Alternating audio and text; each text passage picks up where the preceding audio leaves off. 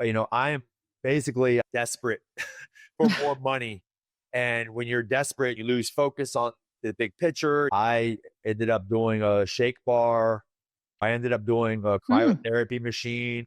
You have a $40,000 overhead and you're having to borrow money to make payroll. So, long story short, I'm still paying for that SBA loan and I'm not even not using it anymore.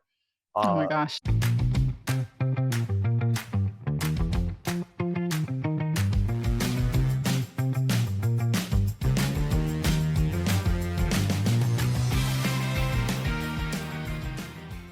Hi, everyone. Welcome to Workplace Weirdness, the non-HR HR podcast where we dive into the strangest office situations and most awkward workplace dramas.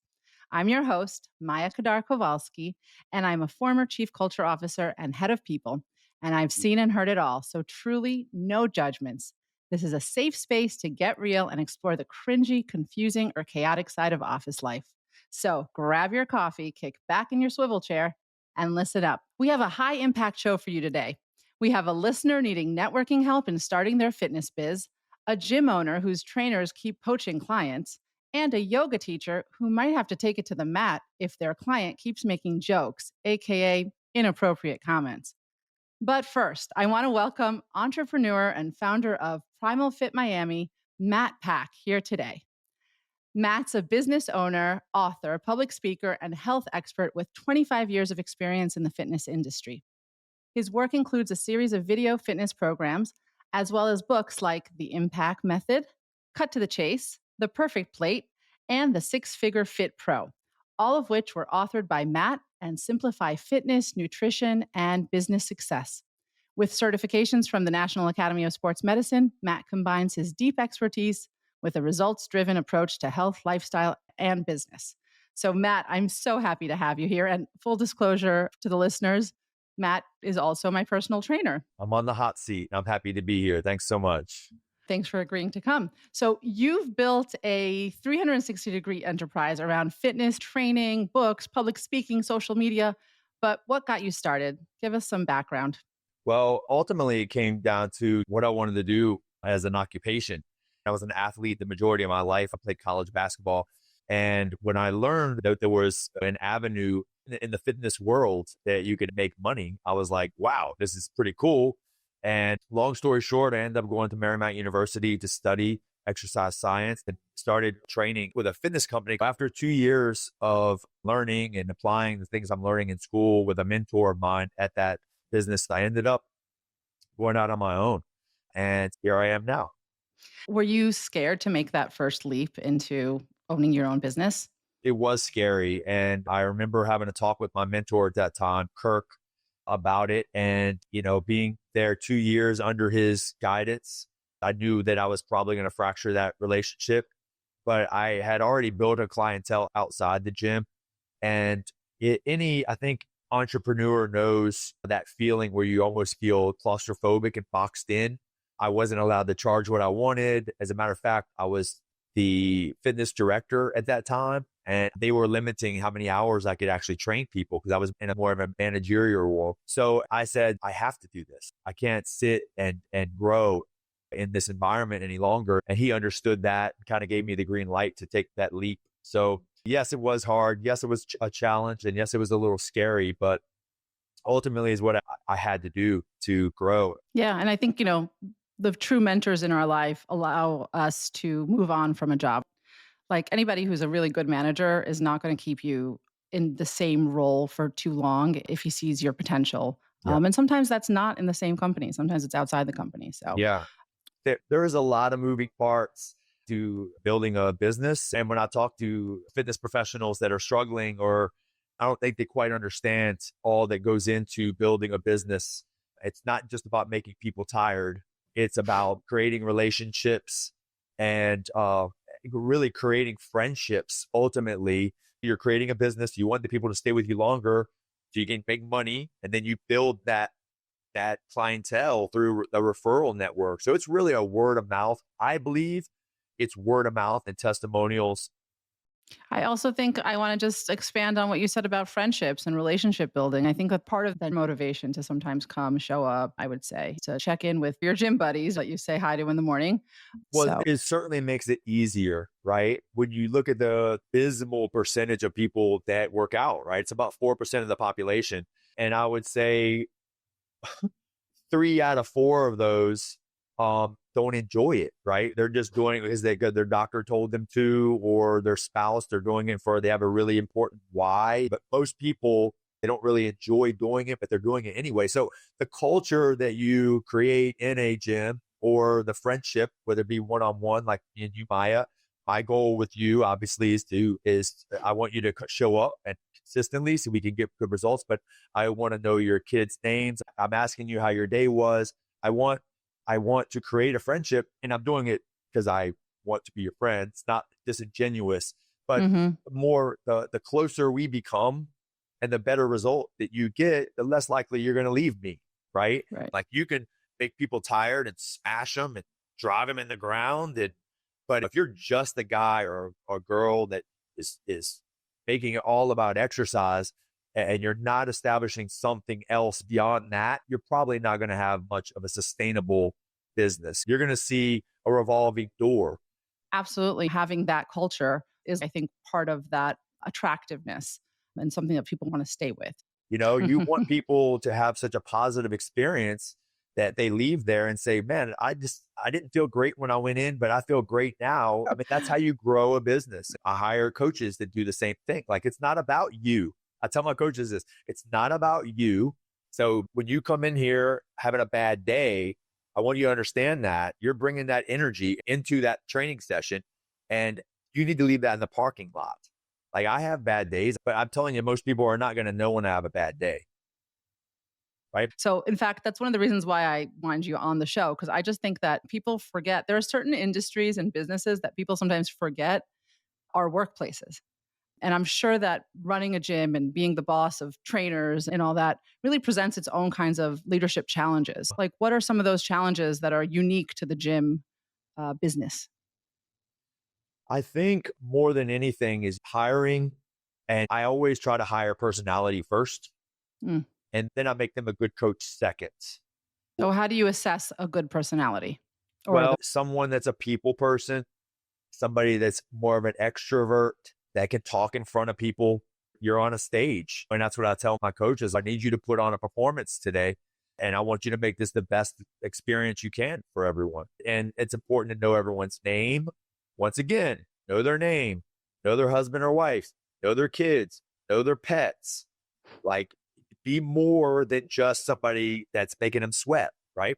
You're creating an experience. You're trying to create raving fans and walking billboards all at the same time.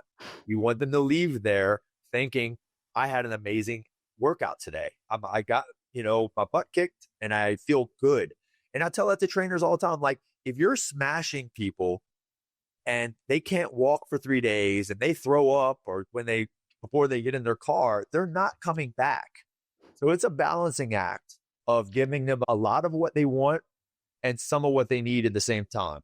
But going back to my coaches, like, they need to say hello when they walk in.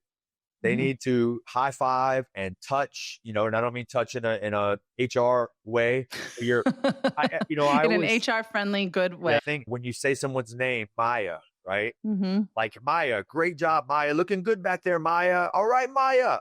Like, there's something about the sound of your own name, right?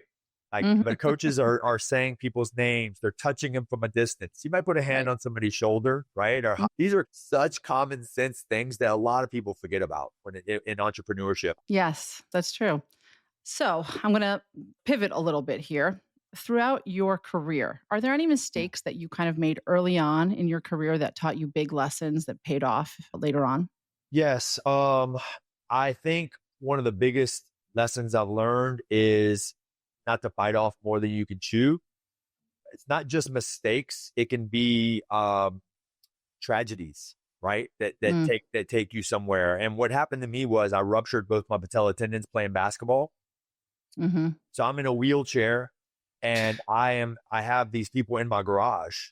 I'm training people all over Miami, and I rupture my patella tendons.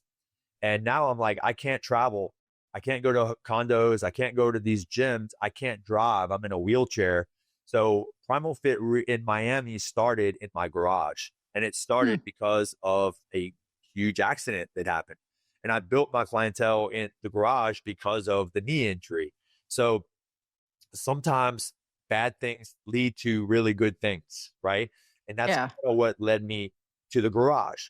Long story short, I outgrew it, right? I'm in a position where I either need to get a brick and mortar, which I'd never thought of until a client said, "Hey, there's an open spot up the street in Miami Shores. You should look into that." And I had never thought about it, to be quite honest. And that's what led me to bring in that clientele into my first gym location, which was about 1,400 square feet.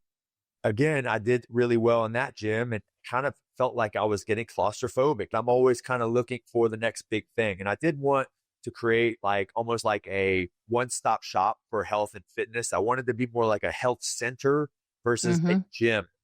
And I said, you know what? Let's move into a bigger space in the same building I was in, which was about 5,500 square feet. So I was making a huge jump and a huge financial risk as well. And I ended up getting an SBA loan and I took on more than I could handle in that Mm. bigger space. Why? Because people didn't come. Okay, what people don't realize, I probably would have been okay because I had signed a lease at like I think it was $11,300, which is a lot of money relatively. But what happened was the build out took way too long, so I end up I'm paying for 2 units at the same time. Okay, Mm. still in my old unit. I'm building out the new unit. I actually negotiated some free months in the new unit. And I said, "Oh man, I get 6 months for free in my new space. Let's see if I can build this thing out in 3 months and I'll have three Right. months to build the clientele with no rent and I can hit the ground running." Well, guess what? It took about 8 months for that gym to be completed. And I'm paying 2 rents. And we had to amortize the money over the next couple of years. So I was supposed to sign at 11.3 and I did, but ultimately because of the amortization, I ended up starting at probably $15,000, which was it was a big increase for me. And then obviously I was a 5-year lease. Your second year goes up, your third year goes up. Mm. And here I am now paying close to $20,000 a month of very quickly.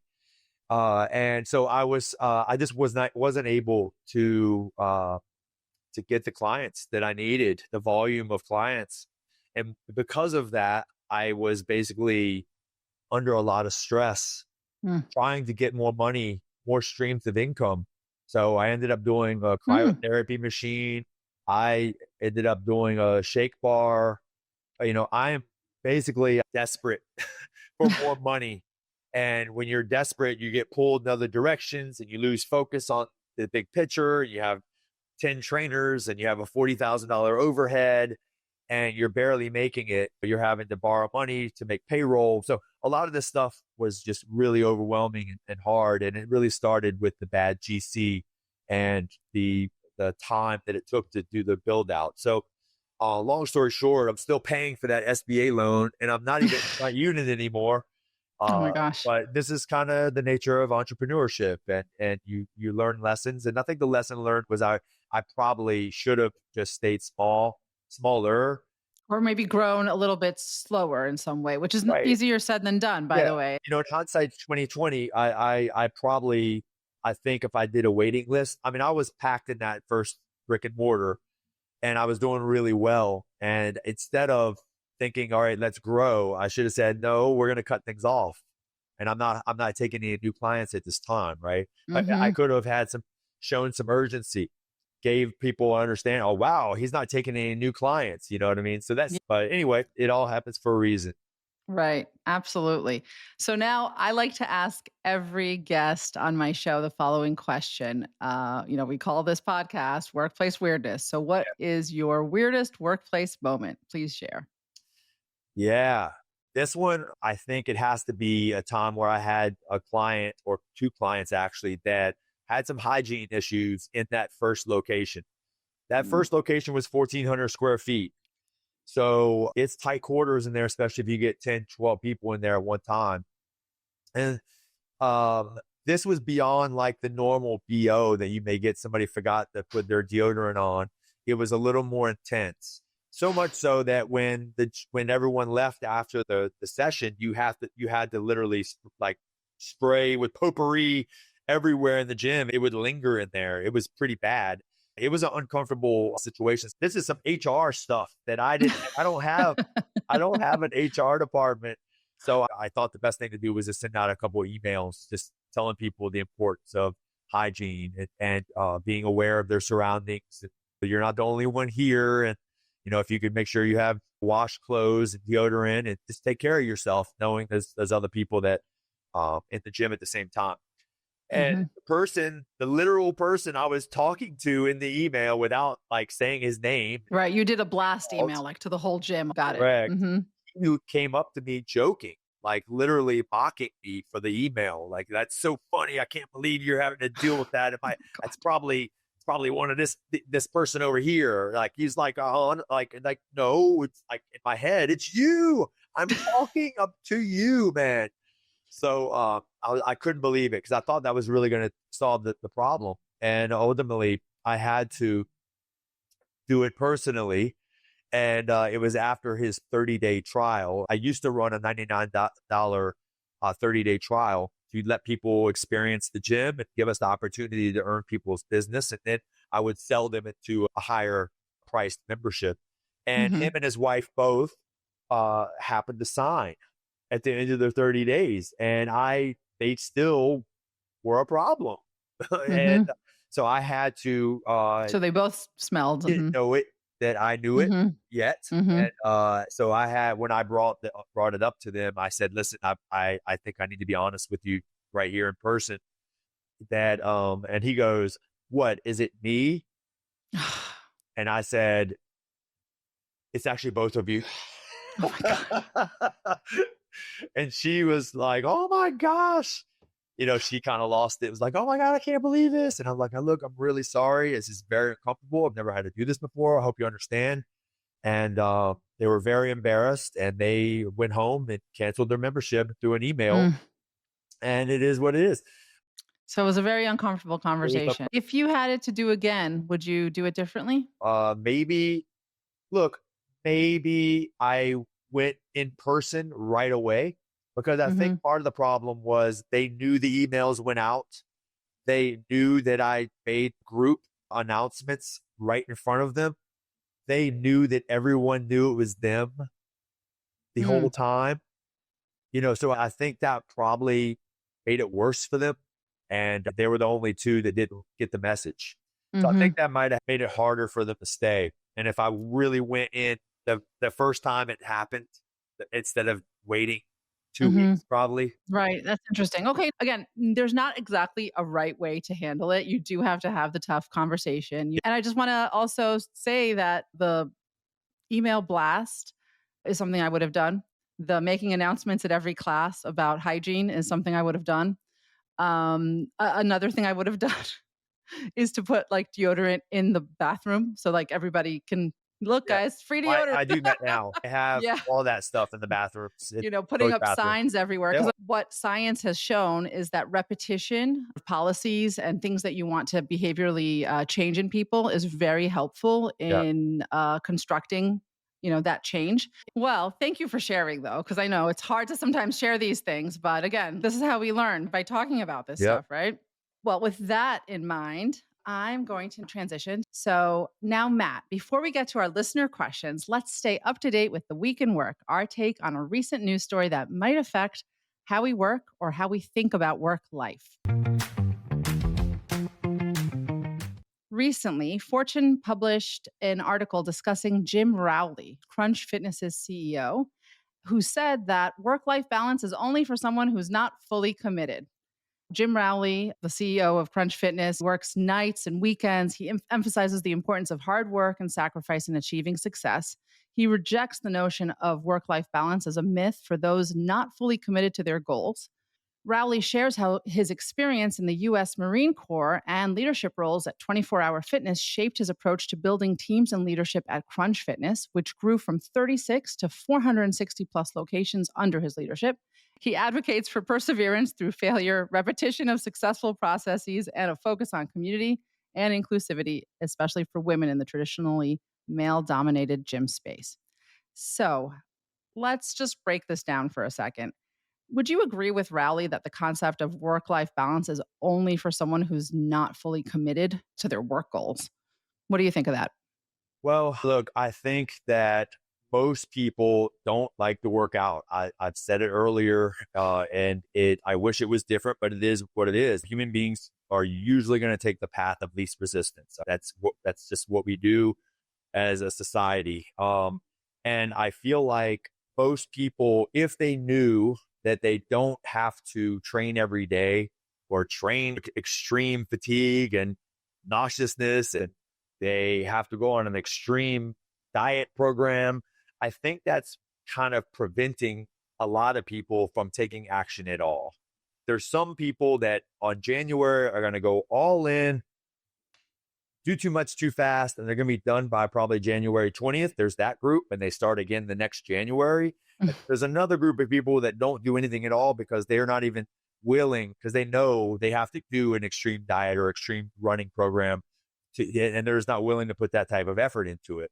Where I think we need to re-educate people that it's not necessary to go all in and a kind of an all or nothing mindset. All these things are preventing people from the benefits of what comes with improving your health and mental health. So I wish we could just educate people on that topic of getting rid of the all or nothing mindset. And you can balance it out.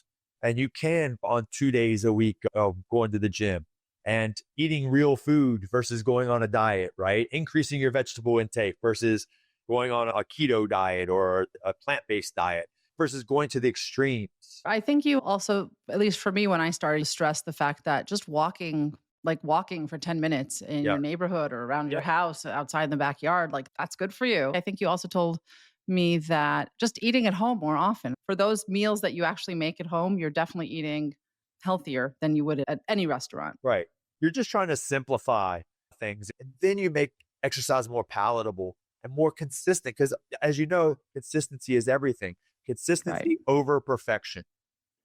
And that's really what we're after with people. And I think if we could, it's less hardcore, and it's like the work-life balance. You have David Goggins, but you have some of these influencers out there that are like, you got to run every day, run a marathon. Like, listen, like some people, you have to meet people where they're at.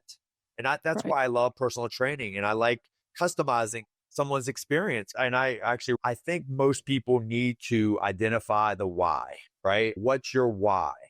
And you need a why. Most people need a why that is going to make them cry. And if it doesn't make you cry, you need to think of another why. There, What? That's an interesting one. You have to break that down for me. Why does the why have to make you cry, well, except for the fact that it it needs to rhymes? bring emotion. It needs to be emotional. It needs to be if somebody has Hmm. type 2 diabetes and they're 100 pounds overweight, it can't be just about losing 50 pounds or it can't be just about improving their glucose metabolism and getting rid of their diabetes. It needs to be like, I want to watch my daughter walk down the wedding aisle. I want to be there to meet my grandkids. I want to play with my children without hurting my back, right? It has to be greater than just aesthetics. It has to be Hmm. greater than just Right. Okay. scale. That I understand. The why has to be better, more than I want to fit in my bathing suit this in July. Hmm. So I think if you can make it a health related or a family related why, then the priority is you're going to make it more of a priority. At certain ages, like when you're a young woman, you might cry even about the bathing suit thing in the Yeah, summer. no. But okay. Well, thank you, Matt. That was really interesting to see, and also, to see your response and how you sort of take, Rowley's message. And I think we can learn a lot from that. So thank you for sharing. But now it's time to go on a quick break. When we come back, we have questions from a UX designer who wants to transition into fitness but needs networking tips. See you after the break. Make digital accessibility effortless with Sense It. At Sensit, we're breaking barriers to ensure the digital world is accessible for everyone. With over a decade of expertise, we empower software companies to design, build, and sustain accessibility throughout their development lifecycle. Our specialty? Crafting precise, no fuss VPATs or voluntary product accessibility templates to keep your software compliant. We integrate seamlessly with your product team to streamline workflows, reduce friction, and deliver results at lightning speed. Fast turnarounds, expert support, accessibility made easy. Ready to level up? Request a demo today at sensit360.com.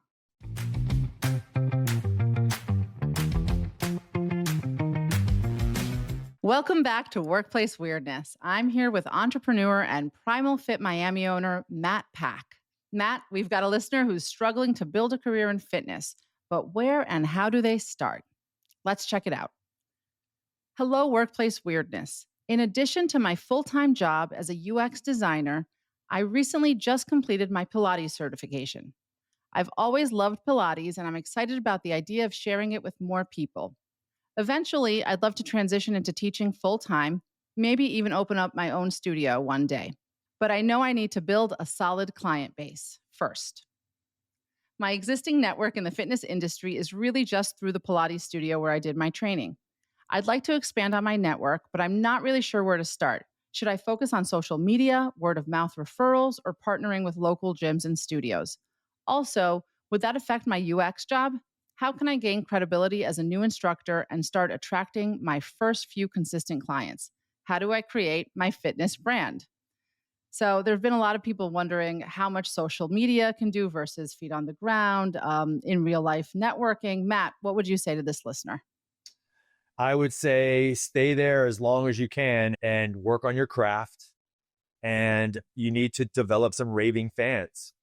And you need to be really, really good at what you do so you can get some testimonials and you can get some Google reviews and you can get some social proof of how good you are. Well, I don't know whether this person has a non-compete, but if you either grow with the company you're at and just build a clientele inside that facility, or you may have to leave and build your clientele somewhere else. But it's going to be a mix. It's a mix of getting the results and then some social media strategies as well. Do you think that, like, this person asked a lot of different questions? They said, so focus on social media, word of mouth referrals, or partnering with local gyms and studios. So out of those three, which one would you say the focus should be? I think word of mouth referrals, you should put all your eggs in that basket for now and get as much social proof as you can. You want to try to get people talking about you. You want raving fans. Like this Right. girl is an amazing Pilates instructor. She helped my lower back. She improved my posture. She improved my core strength after pregnancy. Whatever it is, then use those testimonials and social proof on social media.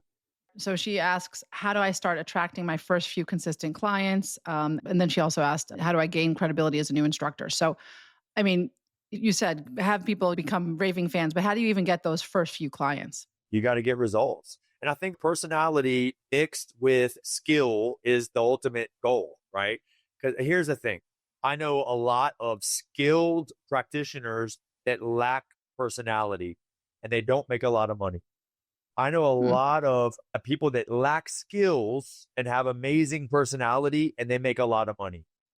I suggest and I tell my trainers, I want you to have the personality with the skill. I want you to be well rounded, have a lot of tools in the toolbox, be really good at your craft and be an extrovert and have personality. And if you have that combination in any field, you're going to kill it. Look, being great at what you do is going to take you a long way. But if you can't sell yourself on social media, look, if she's really good and she has a lot of people in the facility that see her and they know she's really good, she's going to get referrals. But when it Hmm. comes to selling yourself online, you have to have a personality at the same time. That's just bottom line. You have to work on your introvertedness. And Hmm. I actually have a coach that does that. He really has put himself, he does improv, he takes salsa lessons. He is always getting uncomfortable, putting himself in positions where he is uncomfortable, where he can get better at what he's not good at.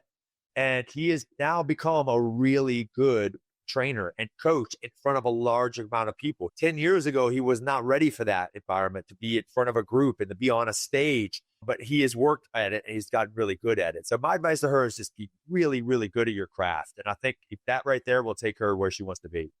Okay, cool. I had my own take on this when I read it, which is that you should always be working on your brand, like on your Pilates brand, even when you're still in your UX job. Yeah. So I would like already post about fitness, and I don't think she should necessarily leave her day job just yet. Yeah. Like she doesn't have to do only Pilates branding. If she's on a platform like LinkedIn, when you're still in the US UX job, what I would do is an even mix in the beginning.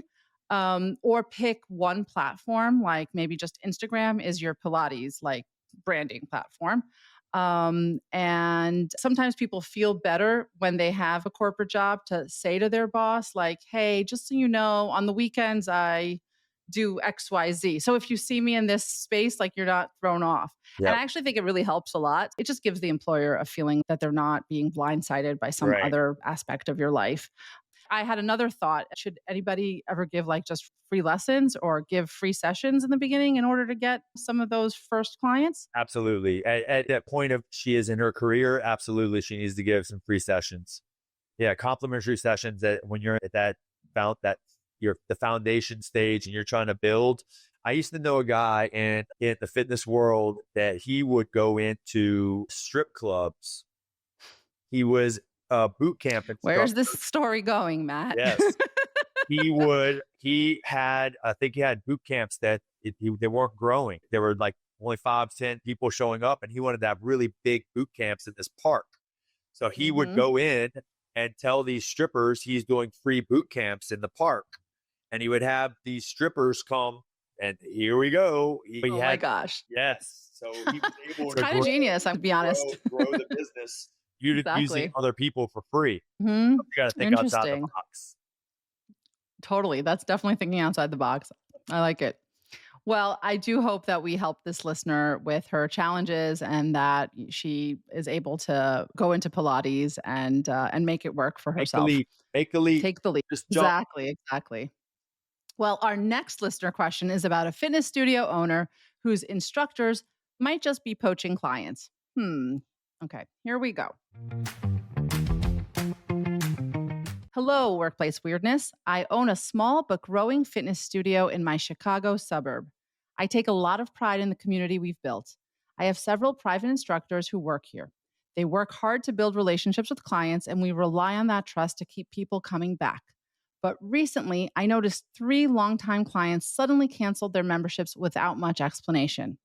Then I heard from another trainer that one of my instructors has been poaching clients, offering them private sessions outside the gym for a lower rate. When I hired my team, I made it clear that while they're welcome to have their own private training business, they can't actively solicit clients they've met through my gym. That expectation is even outlined in our professional conduct agreement. I get that trainers want to build their own brand, but this feels like a betrayal of trust and an undermining of the business I've worked hard to grow. How can I address this situation professionally while protecting my gym's reputation and keeping my other trainers motivated to stay? So, Matt, break it down for us, please. Yeah, this is a character issue of that trainer, and most likely they think they can be an owner like her, right? I actually have a story on this one before I helped this young lady. I remember I had multiple coaches at this time, and I was stretching somebody, and I was teaching my trainer my stretching system, or at least showing him pieces of my stretching system. He said, give me all the information. He was like, I want to be you one day. He was like, I'm a sponge. That's what he said. I'm a sponge. I want to be you one day. Right. And in my head, I go, this is great. He's going to buy in to my system. So I'm going to be able to give him clientele, and I'm going to be able to make money. That's what you do. Right. Like it works for me. I pay him. If I can't see somebody, I'm going to give them to him. And, but I told that story after he stole from me. He stole about eight members from me and went to open up his own business as well. He's no longer open anymore. He shut the doors down because he wasn't able to maintain a business, because it's hard. It's very hard to be an entrepreneur. So what I'm getting at here is you have to be yourself. that's who I am. I educate people. I educate my coaches. I educate them knowing that eventually they're probably going to leave me and go do their own thing. And I take pride in my coaches being really good. I like Mm. them. People go, oh, this guy's really good. Where'd you come from? Oh, I came from Primal Fit. I learned from that pack. I take Mm-hmm. pride in creating really well-rounded coaches. So I'm not going to hold back on Mm-hmm. my coaches' information because they're taking care of my members. I want them to take care of my members when I'm not there. So Right. I'm trying to tell this entrepreneur that you be who you are. Understand that there's going to be people out there that are going to want what you have and they're going to steal to do it. They lack character, but no one's going to do it like you. And not everybody's bad. You're going to get some really good coaches, but there's going to be times where people are going to steal from you. Hopefully you have a non-compete with this trainer, but ultimately the non-compete, and depending on the state you live in, has different severity, has different implications. In Florida, where I am, it doesn't make sense to sue someone if they break a non-compete. Maybe Right. it's different in Chicago. I don't know. Look into that. But something tells me it's going to cost you a lot of money to take action towards this trainer. And ultimately, what's going to happen? Are you going to get those members back? I don't think you want those members back. They kind of Mm-hmm. betrayed you. So I think you just need to. Doesn't this happen a lot though? This is not like an uncommon story. Don't you have some incentives built in that helps them not do this? What I do, and someone's going to say this is weak, but it's worked for me Mm-hmm. in the past, is my employees, they're subcontractors actually. I tell them if I give you a client, I get 50% of that. Okay. But if you Mm-hmm. bring a client in my gym, they're your client. I don't want anything, Mm. right? I don't get a cut from the people that you bring in the gym. But if I give you somebody, I get 50% of that client. Mm. So if somebody comes to Okay, that me, makes sense. yeah, I mean, look, I'm not greedy at all. I'm probably way too Mm-hmm. nice. I'm not a cutthroat entrepreneur or businessman. I want everybody to make money. I want everybody to help people. And Right. I feel like that they're less likely to stab me in the back if I've done a lot for them, right? I've given him my space to train their clients and I get nothing for that. Mm-hmm. But so it's worked for me thus far, 27 Mm-hmm. years doing this. And I feel like they're less likely to take advantage of me if I'm giving them a little incentive to make money in my gym. I think it's incredibly generous, to be Yeah, honest. I might have done a right, different cut structure, but that's me. right. This is one of the difficulties or the challenges, I think, of personal training because it's personal. And like you said, you only have a certain amount of hours in the day. Yeah, So, how do you scale a business where that client contact is so important? You have to delegate. And in delegating, you run that risk of somebody taking that person out of the gym. So you have to make it attractive for them to want to use the facility and stay and be part of the culture. They don't want to just train somebody in the park when they could have the full facility and everything that comes with it. Like that's community building that you do. It's actually really important to the people I think who come to the gym on a daily basis. yeah, So, really important. yeah. And your trainers are going to establish relationships with clients as well, right? Absolutely. Well, thank you, Matt. I think fitness club owners probably have to deal with this issue pretty often. So I'm sure that this listener will utilize some of our tips moving forward. And we wish him good luck, him or her. So now we'll move from one difficult gym relationship to another. Every week, we cover one question addressing the kind of cringeworthy work event that can make you book yourself into a retreat, a silent retreat. This week's cringeworthy question involves a yoga instructor whose clients' comments have threatened to put their relationship into a permanent twist. Dear Workplace Weirdness, I'm a yoga instructor where a significant portion of my income comes from private client sessions. Recently, I started working with a new client, an older man, who took up yoga to help with a long term back injury. I see him 3 times a week, so he represents a decent portion of my income. Lately, however, he's been making increasingly inappropriate comments during our sessions. At first, it was things like, I bet all your clients have a crush on you. I tried to brush it off and redirect the conversation, but it has escalated. His most recent comment was, You must be really flexible. Bet that comes in handy outside of yoga, too. I See, don't want to overreact, but this is making me uncomfortable. Since I work for myself, every client matters, and I worry that if I try to set a firm boundary or tell him that he's saying inappropriate things, he'll stop booking sessions. I also don't want to risk a bad review. How can I handle the situation professionally while ensuring I feel safe and respected in my own work environment? Again, this has to be something all fitness instructors deal with sooner or later in their careers. How would you handle this, Matt? Well, you need to tell him. I mean, as this bottom line, and just to be okay with replacing him if he takes it the wrong way. If I don't enjoy working with a person, they make me feel uncomfortable, or the energy's off, or the person's treating me in a disrespectful way, I'm gonna end it, and I'm gonna say, hey, we're just not the right fit for each other, and I'm gonna move on, and I'll fill the person's spot. I have an abundance mindset. If I lose somebody, I will get someone new. It stings for a minute because everybody needs money as a business person, but it happens all the time where somebody leaves for the summer, or people move away, people get sick, people get injured, people get divorced. Yeah, there's always reasons why people stop. We're usually the first to go. We're the luxury items. We're usually the first to go when someone needs to save some money or budget. But anyway, I would say you need to have a uncomfortable conversation with this person and say that, hey, listen, I don't want to lose you. I enjoy working with you, but you make me feel uncomfortable when you say certain comments. And is this something you can work on? If not, we're going to have to end this relationship. And I'm sorry, but this isn't going to work for me. It's not something I'm willing to put up with.